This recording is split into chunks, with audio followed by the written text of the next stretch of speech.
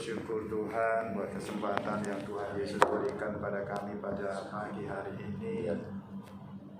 Hati kami bersyukur Tuhan buat kebaikan dan kemurahan-Mu. Tiada henti-hentinya kami mengucap syukur ya Tuhan. Betapa baiknya Engkau dalam kehidupan kami. Saat ini kami anak-anak-Mu Tuhan, bersama dengan Bapak, Ibu, anggota Polres di tempat ini. Kami rindu Tuhan untuk teduh sejenak. Kami rindu Tuhan untuk duduk diam. Kami rindu Tuhan belajar akan firman-Mu, dan kami boleh menjadi pelaku firman-Mu. Terima kasih Tuhan. Terima kasih Pak. Terima kasih Roh Kudus. Siapkan hati kami ya Roh Kudus. Biarlah apa yang akan keluar dari mulut bibir hamba-Mu ini boleh menjadi berkat, boleh menjadi rema dari setiap firman yang keluar dari bibir mulut. Dalam nama Tuhan Yesus kami berdoa dan kami mengucap syukur. Haleluya, haleluya, amin. Selamat pagi Bapak, selamat pagi Ibu. Boleh izin berdiri ya Pak? Ya. Izin berdiri. Iya, selamat pagi. Kembali saya ucapkan Bapak Suhartono, Bapak Didi, ya, Bapak Tony. Pak Tony, mohon maaf ya Pak karena masih baru ya. Bapak Simarmata, Ibu dan Bapak Sondo. Pak Wondo. Pak Wondo, ya, dan Pak Chandua. Selamat pagi, puji Tuhan ya. Izinkan sedikit memperkenalkan Bapak Ibu, saya Agung ya, Agung Marwanto. Kebetulan tinggal di daerah Tambun ya. Jadi puji Tuhan pada pagi hari ini dapat sesi yang luar biasa ya. Bapak Ketua sampaikan, ya siap. Puji Tuhan Bapak Ibu. Beberapa waktu yang lalu kita belajar bagaimana kita menjadi garam, bagaimana kita menjadi terang. Itu kalau nggak salah ada Bapak Simarmata, ada Bapak Herbert, ya Bapak ya. Bagaimana kita bisa menjadi garam dan terang? Bagaimana orang-orang Kristen harus memancarkan keharuman yang khas. Jadi kekristenan ada karena kita menjadi garam dan menjadi terang. Bagaimana kehadiran kita dinantikan oleh orang-orang di sekitar kita. Bagaimana kita bisa menjadi terang untuk orang-orang di sekitar kita. Minimal rank 1 dulu ya. Sedikit refresh lagi, saya refresh lagi karena sudah cukup. Ada kira-kira hampir 1 bulan yang lalu. Bagaimana kita harus menjadi terang, bagaimana kehadiran kita harus dinikmati oleh orang-orang di sekitar kita, berbau harum, berbau wangi. Menarik ya, seringkali yang kita harapkan berbau harum, malah kita cium aroma yang tidak kita inginkan. Lah kok bisa ya? Si Agung itu harusnya wangi, harusnya gitu loh. Si Agung itu harusnya wangi tuh. Harapan Pak Tony Agung itu wangi, tapi begitu dicium Pak Tony, harumnya berbau bangkai. Pak Tony kecewa. Kenapa Agung bisa baunya busuk ya? Maaf. Ini hanya contohnya Pak. Bagaimana kekristenan harus memancarkan, bagaimana kekristenan harus menjadi terang di mana saja kita berada. Dimanapun kita berada Bapak Ibu, marilah kita menjadi terang. Marilah kita menjadi garam, menjadikan suasana enak di sekitar kantor kita dengan kehadirannya Bapak Tony. Suasana kantor menjadi indah, suasana kantor jadi happy ya. Dan kehadiran Pak Tony dinanti-nantikan oleh teman-temannya. Pak Tony dirindukan, seminggu nggak ketemu Pak, bagaimana kabar? Seperti itu Bapak Ibu. Puji Tuhan sedikit refresh saja. Semoga kekristenan kita dan semoga kita, Bapak Simarmata, Bapak Suhartono, Bapak Tony, Agung, Bapak Didi, Bapak Januar, Ibu Grace, dan Bapak Wondo boleh, bisa, dan dituntut untuk menjadi terang di mana saja Tuhan tempatkan kita. Amin Bapak Ibu. Amin. Puji Tuhan. Pada pagi hari ini kita mau belajar di dalam Matius pasal 13. Matius 13 ayat 1 ya. Kita mulai perumpamaan tentang seorang penabur.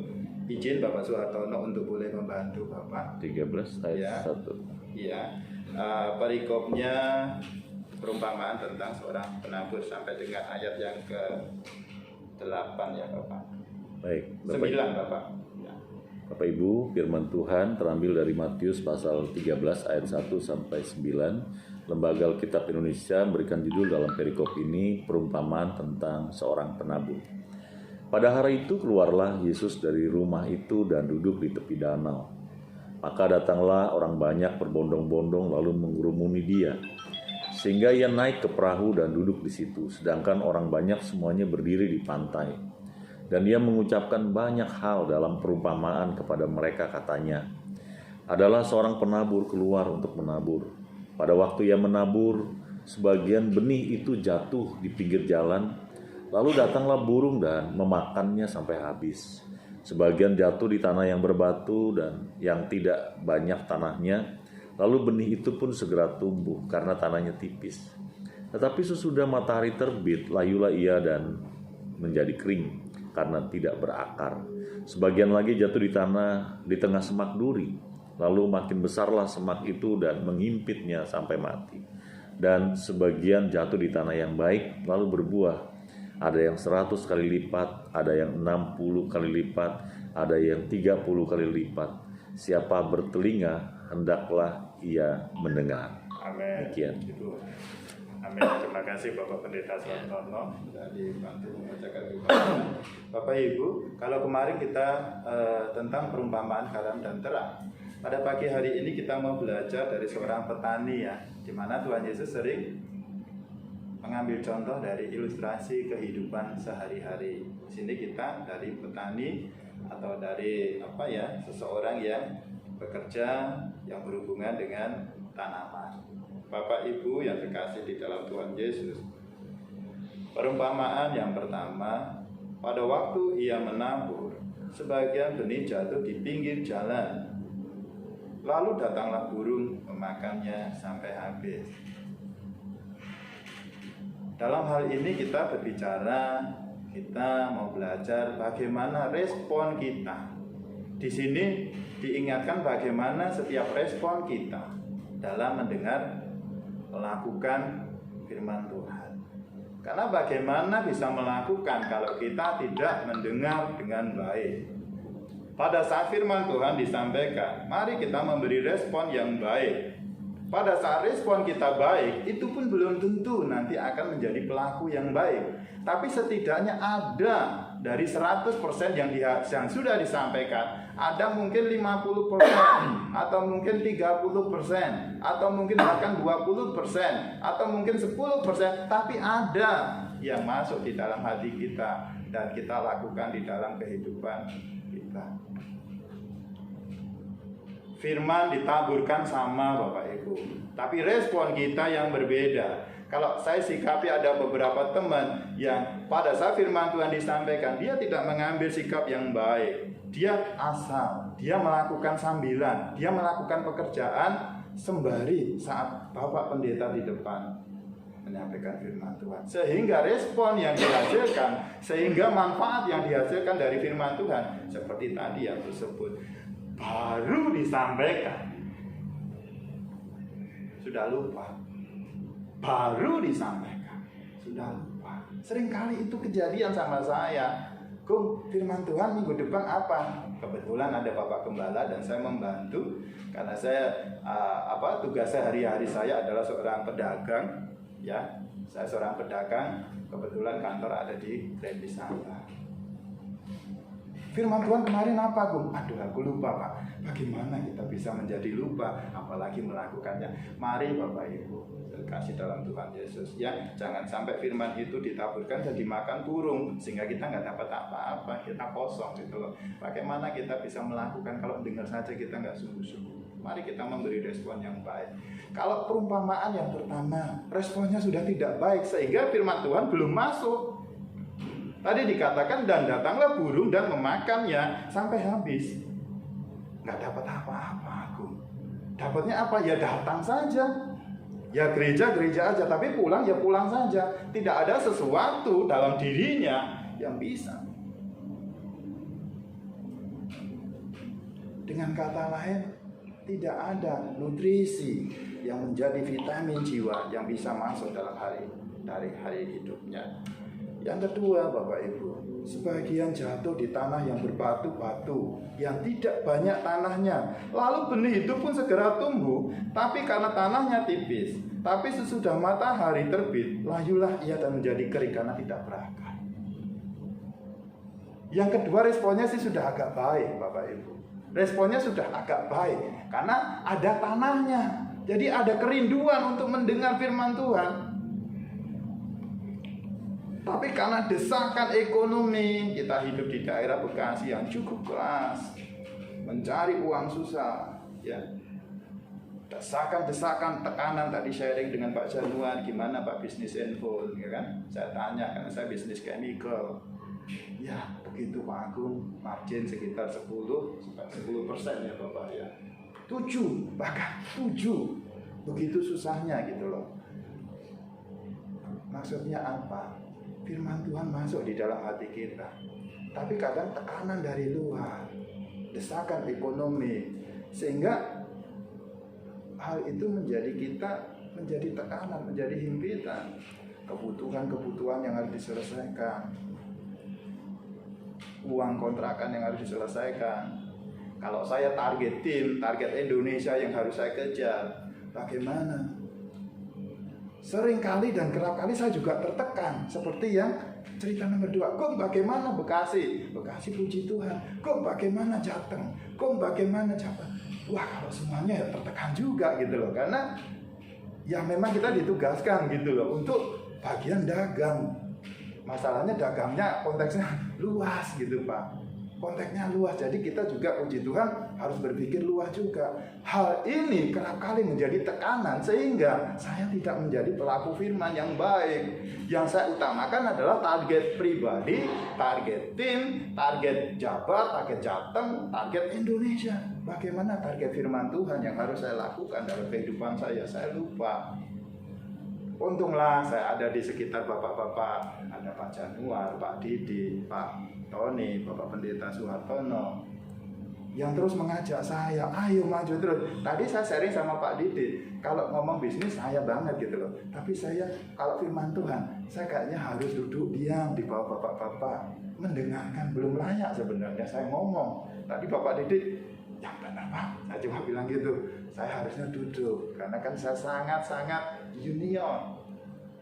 Tapi kalau bisnis mungkin boleh deh kita nanti sharing kan gitu ya. Kalau bisnis mungkin ya itulah saya, kalau dagang itulah saya. Tapi kalau firman Tuhan, saya tadi katakan ke beliau, saya harus banyak duduk Pak, saya harus banyak belajar dari Bapak Pendeta Suhartono. Saya terima kasih secara khusus, karena waktu di Tambun saya itu blank, teman gak ada, semua gak ada. Bagaimana?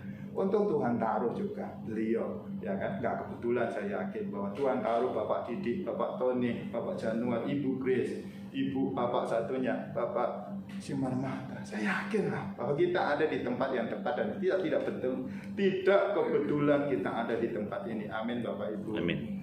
Yakinlah bahwa apapun yang terjadi, Tuhan izinkan itu membawa kebaikan buat kita. Mari ya, respon kita saat mendengar firman Tuhan hendaklah seperti yang ketiga. Sebagian jatuh di tanah yang baik, lalu berbuah. Ada yang 100 kali lipat, ada yang 60 kali lipat, ada yang 30 kali lipat. Inilah yang dikehendaki oleh Bapa kita, oleh Tuhan kita, junjungan agung kita, Tuhan Yesus Kristus, supaya kita berbuah dari firman yang sudah disampaikan. Boleh kita dengar, menjadi rema, dan keluar dari diri kita buah-buah yang diinginkan. Buahnya apa? Buahnya minimal kita enak dengan sesama. Tadi refresh yang garam menjadi terang, berbau harum, ya, berbau wangi. Wangi itu tidak hanya parfum saja Bapak Ibu, ada yang lebih hebat dari parfum, yaitu perbuatan kita. Kalau Agung di kantor, bagaimana Agung menjadi role model? Karena kebetulan saya di dagang. Role modelnya siapa? Jualannya aku. Tapi kalau firman Tuhan, role modelnya siapa? Tuhan Yesus Kristus. Bagaimana kita meneladani kalau kita disebut Kristen, to be like Christ, seperti Kristus. Mari kita menjadi pengikut-pengikut yang setia. Teladan berikutnya adalah Bapak Gembala. Di mana kita berada, yang menjadi role model bagi jemaat-jemaat, termasuk saya juga adalah jemaat. Menjadi indah, menjadi berbuah, itu yang Tuhan inginkan dalam kehidupan kita. Bukan seberapa banyak yang bisa kita raih, bukan seberapa banyak uang yang bisa kita peroleh, bukan seberapa mewah mobil yang bisa kita kendarai. Tidak. Berbuah ini adalah menjadi seperti Kristus. Perbuatan kita, ucapan kita, perilaku kita haruslah memancarkan Kristus. Kebetulan sekali lagi karena saya pedagang, saya mengambil contoh sebagai pedagang. Kalau jualan harus jujur, itu yang saya terapkan di kantor. Yang tidak jujur bermasalah dengan saya. Ketemu saja takut Bapak Ibu. Benar. Ketemu saja saya sama takut. Nanti kalau Bapak Ibu mampir ke wisata, silahkan, kantor saya ada di situ. Pak Agung pasti ditunjukkan ruangannya. Orang yang mau mengajukan fiktif yang harusnya 100 juta di markup jadi 150 juta. Ketahuan saya pernah masuk meja saya dan berhenti. Pada saat mau dinaikkan, saya panggil, mau di approve nggak? Takut dia, karena dia fiktif, Pak. Kalau saya approve, maju ke owner, potong langsung dia.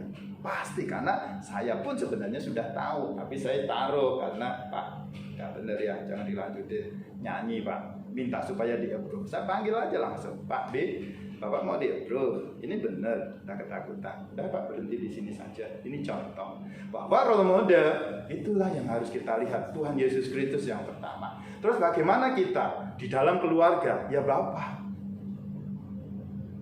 ayah, Papa. Kebetulan saya punya seorang anak perempuan dan seorang anak laki-laki. Mereka akan melihat saya, bagaimana aku menjadi contoh enggak? Aku baca Alkitab enggak? Saya ngikut di kelasnya Bapak Suhartono, ada catap sari. Benar Pak, saya sendiri juga kedodoran. Ngaku Pak, saya Pak. Saya ngaku Pak. Saya ngaku jujur di depan beliau. Saya kedodoran. Saya ngurusin target sana sini, saya ngurusin ini. Besok saya udah ada di Jateng. Besok sudah harus ke Solo, ke Kudus, ke Jogja. Aduh ya Tuhan. Istri kebetulan masuk juga. Mas, kamu belum baca Alkitab? Iya. Kadang-kadang bacanya rampel licin ya. Jujur saya harus ngaku gitu loh. Jujur aja nggak usah bermulut manis. Iya benar. Tapi saya komitmen. Saya begitu dapat setengah jam baca. Terus. Makanya kata-kata kok rapel Agung Marwanto. Tapi ya itu menjadi pergumulan saja. Harusnya tetap saya harus baca firman, meskipun sesibuk apa saya di pabrik, sesibuk apa saya keliling untuk jualan. Firman Tuhan harus lebih utama, karena nanti firman Tuhanlah juga yang akan menjadikan kita pondasi kita. Ya Bapak Ibu, mari sekali lagi saya ingatkan, mohon izin sekali lagi berbicara di sini bukan berarti sudah melakukan. Tadi saya juga izin kan, Bapak, bahwa saya juga kedodoran juga di dalam membaca firman Tuhan. Tapi saya komitmen dengan ngikut catap sari. Saya juga disemangati saat anak saya baca Alkitab. Aduh, anak saya sudah, istri saya sudah, saya kok belum ya gitu loh. Ada semacam, karena kita di komunitas yang benar gitu loh. Kita ada di lingkungan yang baik, sehingga lingkungan yang baik ini akan mempengaruhi kita, Bapak Ibu. Amin. Mari ya kita mendengar firman, jadikan tema, dan kita melakukan firman itu di dalam kehidupan kita. Amin. Supaya firman itu menjadi rema, menjadi buah indah di matanya. Sehingga saat nanti kita ketemu ya, kita boleh ketemu saat Tuhan panggil kita. Tadi indah sekali lagunya. Saat ku pulang menghadap Bapa. Hanya Engkau yang ku miliki. Kerinduan hatiku, kehausan jiwaku, dapat ku memandang wajah saat ku pulang menghadap Bapa. Hanya Engkau yang ku miliki. Kerinduan hatiku, kehausan jiwaku, dapat ku memandang wajah-Mu. Jadi bukan seberapa banyak yang kita bisa raih di dalam hidup ini. Bukan seberapa mewah rumah yang ada. Karena semuanya itu akan ditinggalkan, Bapak Ibu. Benar, itu penting, ya. Benar, itu penting. Tapi ada yang lebih penting daripada itu. Rumah kelihatan, kendaraan kelihatan. Yang nggak kelihatan apa? Harta abadi, ya. Harta abadi apa? Yesus Kristus itu sendiri yang harus kita kejar. Bagaimana kita bisa mengejar kalau baca Alkitab saja nggak pernah? Ini mencaci saya sendiri juga, mengkoreksi saya sendiri juga. Pada saat firman Tuhan disampaikan ke depan dan ke belakang, saya termasuk kena juga. Saksi hidupnya beliau gitu. Aku rajin nggak baca firman Tuhan, kedodoran. Tapi ada komitmen yang terus dalam hati saya. Sehari harus baca 3 pasal, sehari harus baca 3 pasal. Kalau nggak rapet, gitu terus. Dipaksa terus oleh kondisi, Kembali lagi Bapak Ibu, pertamanya kita dipaksa. Tapi lama-lama nggak mungkin, akan menjadi habit. Nggak perlu dipaksa lagi. Anak saya yang kedua belum mau masuk. Papaku nggak mau dulu ya. Yang nomor 2, saya persis nakalnya, bandelnya, laki-laki kebetulan yang nomor 2. Kalau yang pertama udah dewasa juga, SMA kelas 2 dan perempuan, jadi lebih bisa diarahkan. Nak baca ya, Ma dampingin ya. Yang kedua ini kelas 6 SD, ya seperti itu. Bapak Ibu, mari kita kembali ke firman Tuhan. Mari kita berbuah ya. Mari kita bertumbuh. Karena firman yang dihasilkan, firman yang termasuk dalam hati, firman yang dilakukan berbuah 30, 50, 100. Sekali lagi bukan masalah pemenuhan kebutuhan jasmani, tapi buah-buah yang dihasilkan dari kehidupan kita adalah menjadi berkat, menjadi pelangi, ya, menjadi berkat di mana saja Tuhan. Amin. Mari kita berdoa.